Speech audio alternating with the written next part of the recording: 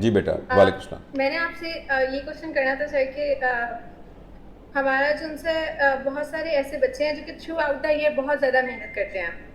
Literally I have seen that उनके test भी बहुत अच्छे होते हैं, but at the end of the day prof में शायद उन्हें मेमोराइजेशन का इशू होता है या फिर वो कॉन्फिडेंस लूज कर पाते हैं, लेकिन उस तरह परफॉर्म नहीं कर पाते कि जितना कि उनका टारगेट था कि हम कर लेंगे।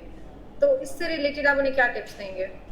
तो अब आप ये देखिए ना, एक क्रिकेट टीम थी, वो मैच खेलने गई तो बॉलर ने अच्छी बॉलिंग कराई, बैट्समैन ने अच्छी बैटिंग की, तो जिस वो पहुंच गए सारे, जब वो फाइनल में पहुंचे तो उनकी 4 विकेटें जो हैं वो पहले 4 ओवर्स में गिर गई, तो अब वो जो है वो टीम मैच हार गई। ठीक है ना, ऐसी है ना। तो आप कहें जी इन्होंने तो सारे मैचों के अंदर तो ऐसा किया था, तो आखिर में ये कैसे हार गया। तो ये जिंदगी इसी तरह, जिंदगी बेटा इसी तरह से है। जिंदगी जो लाइफ है ना, it is like a game of golf. पता नहीं आप में से कोई गॉल्फ खेलता हो, तो गॉल्फ के अंदर ये कहते हैं गॉल्फर्स कि you have to put 100% in your 100% shots. You have to put 100% in your 100% shot. ये नहीं कि आपने एक शॉट में तो बड़ी अच्छी मार दी और दूसरी शॉट को आप ढीला छोड़, अगर आपने दूसरी शॉट ढीली छोड़ दी तो आप अगले से बहुत ज्यादा पीछे हो जाएंगे। तो इसलिए जो हम मेडिकल एजुकेशन में स्टूडेंट्स को बताते हैं ना कि 3 तरह की लर्निंग स्ट्रेटजीज होती हैं। एक होती है जिसे हम कहते हैं सुपरफिशियल लर्निंग। सुपरफिशियल लर्निंग होती है रटा, जिसमें आप कहते हैं कि 15 कॉजेज हैं पेन राइट इलियक फोसा की, और 10 कॉजेज हैं पेन एपिगैस्ट्रियम की, और 6 कॉजेज हैं पेन लेफ्ट इलियक फोसा की, और जो पेन राइट इलियक फोसा की वो होती है एक्यूट अपेंडिसाइटिस, वो होता है एक्टोपिक प्रेगनेंसी, वो होता है यूरिटेरिक कॉलिक, वो होता है एलोसिकल ट्यूबरकुलोसिस। वो इस तरह करके आप याद कर लेते हैं। और अब ये कहते हैं कि जो फलाना पेज था ना, उसके इस कोने में एक डब्बा बना हुआ था, उसमें 15 कॉजेज हैं। ठीक है ना। अच्छा, अब ये है सुपरफिशियल लर्निंग। यह है सुपरफिशियल लर्निंग। ये वो लर्निंग है जो सिर्फ मेमोरी तक रहती है, ऊपर सरफेस पर रहती है, मेमोरी होती है, सिर्फ मेमोरी। अच्छा, एक होती है डीप लर्निंग। डीप लर्निंग ये होती है कि जिसके अंदर एक मरीज आप देख रहे हैं, उस मरीज का नाम गुलाम रसूल है और उसकी उम्र 35 साल है, उसने यहां राइट इलियक फोसा में हाथ रखा हुआ है, तो उसको दर्द हो रहा है। तो आपने उसको देखा, तो जब आपने देखा कि जब दबाएं तो उसको दर्द नहीं हो रहा, और जब उसको हाथ छोड़ते हैं तो वो कहता है मुझे दर्द हो रहा है। यानी अब आप वैसे दर्द हो रहा है लेकिन दबाने से कोई दर्द नहीं हो रहा। एक और मरीज पड़ा हुआ है, उसको आपने यहां दबाया तो एकदम उसको पेन हुआ। तो आपके टीचर ने कहा देखिए दोनों को राइट इलियक फोसा में पेन हो रहा है, मगर जिसको दबाने से नहीं हो रहा ना, इसको कॉलिक पेन हो रहा है, और ये मोस्ट लाइकली यूरिटेरिक कॉलिक है। और ये जो दूसरे को हो रहा है ये अपेंडिसाइटिस है, क्योंकि ये पेरिटोनियम को यानी इन्फ्लेम्ड पेरिटोनियम टच हो रही। अच्छा, ये जो आपने सीखा, अब ये है डीप नॉलेज। अच्छा, ये जो नॉलेज है, जब रात के 2:30 बजे आप इमरजेंसी में बैठे हैं, तो एक पेशेंट जो राइट इलियक फोसा में पेन के साथ आ रहा होगा, वो अगर उसका सुपरफिशियल नॉलेज होगा ना, तो वो बंदा उसको नहीं पहचान सकेगा। वो कहेगा आपके दर्द हो रहा है, नर्स इसको बेस्कोपान का टीका लगा दो। लेकिन जिसका डीप नॉलेज होगा वो बूझ लेगा कि इसको यूरिटेरिक कॉलिक है, इसको अपेंडिसाइटिस नहीं है। आपको मेरी बात समझे। मेडिकल एजुकेशन में आप याद रखिए कि हमारी रिक्वायरमेंट सुपरफिशियल नॉलेज नहीं है। हमारी रिक्वायरमेंट सुपरफिशियल नॉलेज नहीं है। सुपरफिशियल नॉलेज सिर्फ उसकी बेस प्रोवाइड करती है। हमारी रिक्वायरमेंट डीप लर्निंग है, और डीप लर्निंग के लिए इम्तिहान में नंबर थोड़े से भी कम भी आ जाएं तो इससे कोई फर्क नहीं पड़ता।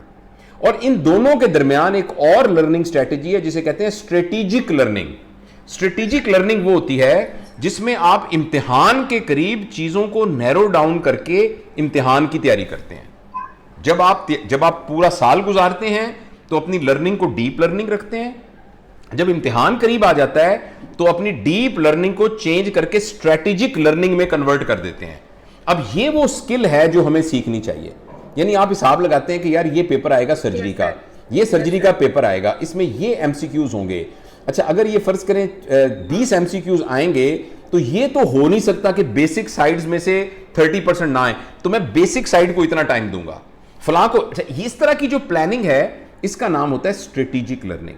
तो वो जो स्टूडेंट्स एग्जाम में अच्छा परफॉर्म नहीं कर पाते, उनका प्रॉब्लम ये होता है कि या तो उन्होंने सिर्फ सुपरफिशियल लर्निंग की होती है, और अगर उन्होंने डीप लर्निंग अंडरस्टैंडिंग डेवलप की होती है तो एंड में उसको स्ट्रेटेजिक लर्निंग से ट्रायंगुलेट नहीं किया होता। और ये एक स्किल है जो उनको सीखनी चाहिए, और जब हम ये स्किल सीख लेते हैं तो हम अच्छा परफॉर्म करते हैं। दूसरा, मेडिकल कॉलेज के स्टूडेंट्स को दिमाग से ना ये निकाल देना चाहिए मैं टॉपर हूं, मैंने टॉप किया, मैं हर दफा टॉप करता हूं। ये जो टॉप करने वाले हमारे उस्ताद हैं मुअद्दत राना साहब, वो ये कहते हैं कि एक सिंड्रोम है, बीमारी नहीं है, एक सिंड्रोम है जिस सिंड्रोम का नाम है फर्स्ट सिंड्रोम। फर्स्ट नहीं, FIRST, फर्स्ट नहीं कहते, वो कहते हैं फर्स्ट सिंड्रोम। फर्स्ट इसलिए कहते हैं कि जब ये बच्चा अभी बोल नहीं सक रहा होता ना, तो उसकी माँ उसके दिमाग में डालती है मेरा बेटा फर्स्ट आएगा, तो उसके जहन में डाल देते हैं आपने फर्स्ट आना है, फर्स्ट आना। फर्स्ट आने वाला बड़ा खतरनाक बच्चा होता है, वो इसलिए कि वो कभी तरक्की नहीं कर सकता, क्योंकि फर्स्ट के ऊपर कुछ भी नहीं होता। जो बच्चा हमेशा फर्स्ट आता है ना, वो बेचारा बड़ा मिजरेबल होता है और बड़ा खतरनाक होता है, इसलिए कि वो कभी भी इंप्रूव कर ही नहीं सकता। फर्स्ट के ऊपर तो कोई इंप्रूवमेंट होती नहीं, एट द मोस्ट वो मेंटेन रख सकता है, एट द बेस्ट। मुझे अच्छी तरह याद है, हमारी एक स्टूडेंट थी, वो बहुत लाडली थी हम सबको, उसके वालिद भी हमारे दोस्त थे, और वो इसलिए कि वो बड़ी ज़बरदस्त फर्स्ट ईयर से स्टूडेंट थी, ब्रिलियंट डिबेटर, ब्रिलियंट स्पीकर, हमेशा वो फर्स्ट आती थी, टॉप करती थी, तो हम सब उससे बड़ा, वो हमारी बड़ी लाडली थी और डिबेट्स वगैरह में भी थी, उसके फादर भी थे यहाँ। अच्छा, अब हुआ ये कि जब वो फाइनल ईयर का रिजल्ट आया तो उसके फादर उसको मेरे पास लेके आए, वो मेरे दोस्त थे, उसने कहा जी अपनी बेटी को समझाएं, ये तो शौक में चली गई है और ये इसको गश पड़ते हैं, इसको उल्टियाँ आ रही हैं, इसको नींद नहीं आती और ये मेंटल ब्रेकडाउन में चली गई है। फाइनल ईयर का जब इम्तिहान आया, आपको पता है क्यों? इसलिए नहीं कि वो फेल हो गई थी, इसलिए कि वो यूनिवर्सिटी में सेकंड आई थी, क्योंकि वो सेकंड आई थी। Oh my God. आप मेरी बात समझ रहे हैं ना? तो इसलिए अपने दिमाग से Yes, sir. ये फर्स्ट आने वाली बात को दिमाग से निकाल देना चाहिए। जब आप डॉक्टर बनेंगे ना, तो मरीज आपसे कभी भी ये नहीं पूछेगा कि ये बताइए इकरा, मैं आपसे ऑपरेशन तब करवाऊंगा जब पहले बताएं आप फर्स्ट आई थी कि सेकंड आई थी, बताएं आपके फर्स्ट डिवीजन में कितने फर्स्ट सर्जरी, ऐसा कभी भी नहीं होगा। आप अपने नॉलेज को डीप नॉलेज हासिल करें और एग्जाम के नजदीक उसको स्ट्रेटेजिक तरीके से प्रेजेंट करना सीख लें, तो इंशाअल्लाह अज़ीज़ आप बड़ा अच्छा परफॉर्म करेंगे।